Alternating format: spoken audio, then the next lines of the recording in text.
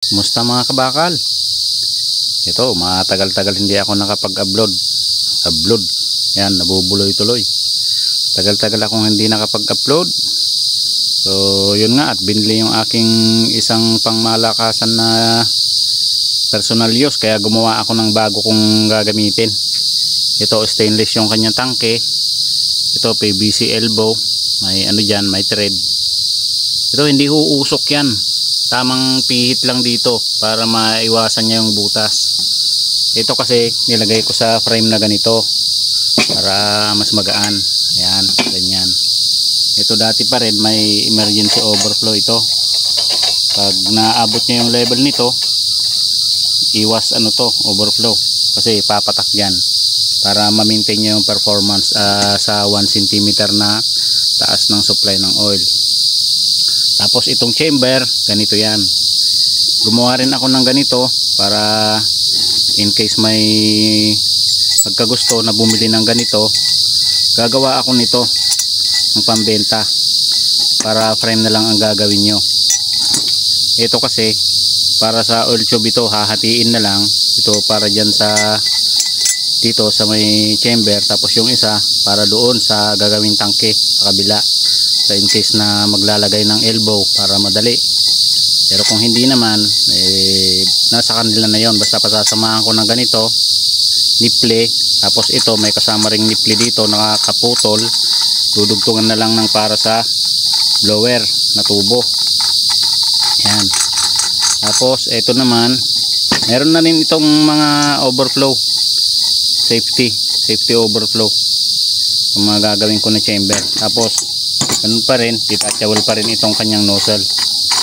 Bali ganito yung gagawin kong nozzle nya. Mas madali kasi hindi naman aabutin yan ng ano yung coupling dyan kasi mas bababa yung butas ng overflow doon. Kaya pag naabot nya yon, babagsak na doon, hindi na aabot dito, hindi na papasok dito.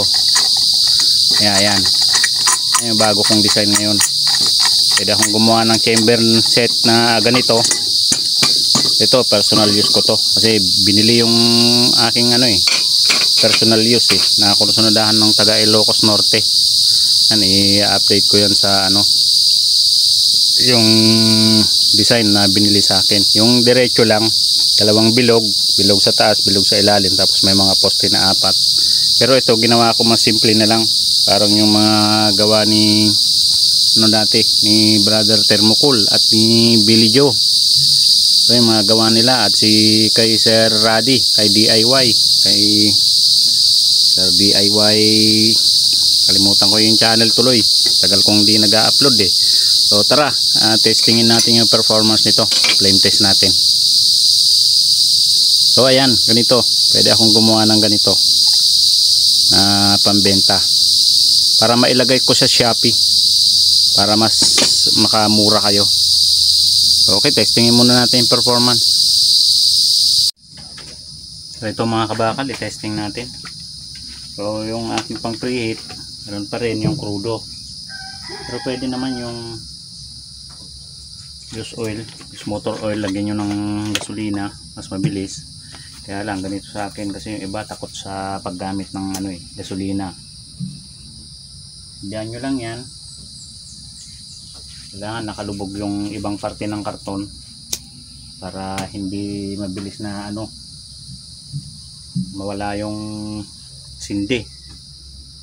Antayin lang natin yan mga 2 minutes, pwede na yan i-open. Ito pala gagamitan ko lang ng power bank kasi hindi naman kailangan ng high speed na blower yung design na yan. So ito 12 volts pa rin, pero napapagana ito ng power bank lang gamit itong booster controller. Yan. So lagyan natin ng langis yung tangke.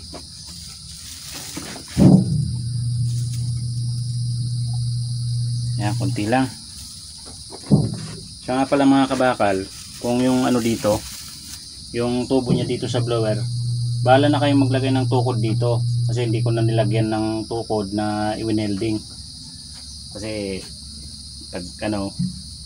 pagabal pero pwede naman kung i-request, kung may o-order, pwede ko namang lagyan. Ito, i-open ko na to. buksan ko na ating power bank, open itong booster controller. So ayan siya, ayan siya oh. So instant glow flame ka agad yan. So naka power bank lang siya oh. Yung blower natin, so antayin nyo lang natin yan na umangat ang apoy. Antayin nyo lang na umakyat yung apoy nya. Tapos pwede nyo dito patakan na, lagay na kayo ng patak. Yan o, yan, lagyan nyo na ng patak yung supply ng oil nya para hindi agad maubos yung nilagay natin doon na crudo. Para habang umiinit, mapapainit na rin yung masusupply doon na langis. Yan lang style ng pagpapaapoy ng ating kalan. Ayan o, lumalakas na yan. Power bank lang yung gamit natin.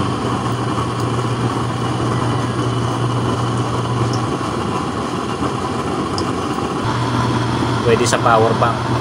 Tsaka mas hindi mabilis ma-drain ang battery nyo kapag ganito lang na power bank, yung maliit lang na 12 volts. Ayan siya oh.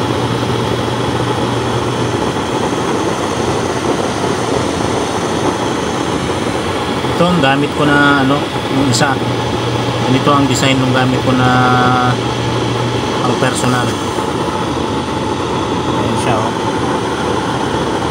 Malakas na yan kung tutusin sa pagluluto nyo. Malakas pa ito sa LPG. Ikukumpara natin sa apoy ng LPG yan, malakas na yan. So, saktong sakto lang yan sa akin. Kung sa inyo gusto nyo mas malakas pa, yung malakas na blower. So eto na yung performance nya sa maliit na 12 volts. Ayan, malakas na yan oh. Sa totoo lang, malakas na yung apoy na yan. Lalo kung tuloy-tuloy naman na ganyan ang performance, malakas na yan. Lalo na pag nasalangan, ganyan ang performance nyo. So susubukan natin ngayon ipalit itong mas malakas na blower, itong high speed. So palitan natin. Ayan o. Ito yung mas malakas ito eh, blower.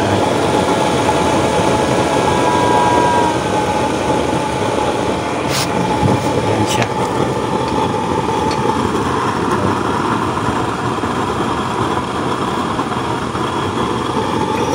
Pwede naman ito mas malakas pa.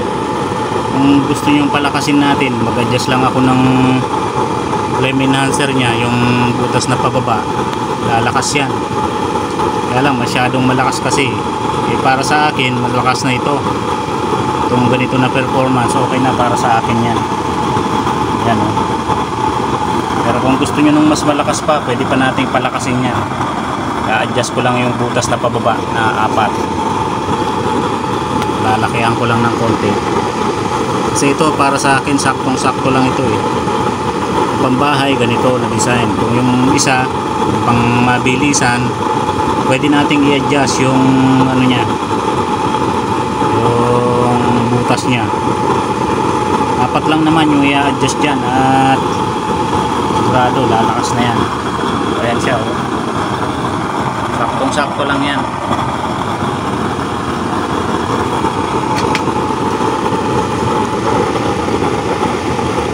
Para hindi naman masyadong nakakatakot pag sobrang malakas kasi. Pag malakas kasi, mas malakas din ang konsumo ng oil. Subukan natin pahinaan. Ayan o. Tayin natin yung supply ng oil. Para, ang technique kasi dito, pag mag-iinin kayo, dapat pag malapit nang matuyuan yung sinaing nyo, isarado nyo na yung valve sa tangke nyo para konti na lang yung matirang oil, para mapahinaan nyo ng gusto. Ayan, pahinaan natin. Malakas pa rin kasi ito eh. Pag ito ang gagamitin nyo, kahit pahinaan nyo ng gusto ito, malakas pa rin siya kasi nga high speed. Pero kung yung isa, yung mas maliit, talagang hihina siya. Pero humina naman, oh. Ayan. Yan, kung mag-i-in kayo, pwede na yung ganyan, oh. Humina naman, oh.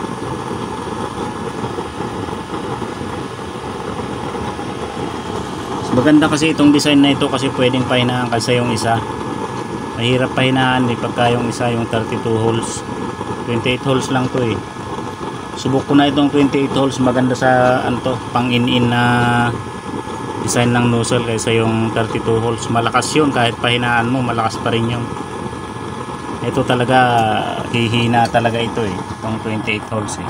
Ayan, hihina talaga ito eh.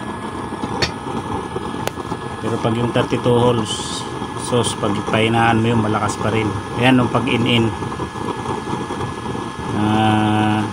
adjust nya ng blower. So okay mga kabakal, sa mga mag-i-inquire, mag-comment lang po kayo at bibigay ko yung link ng aking messenger para makontak nyo ako sa messenger.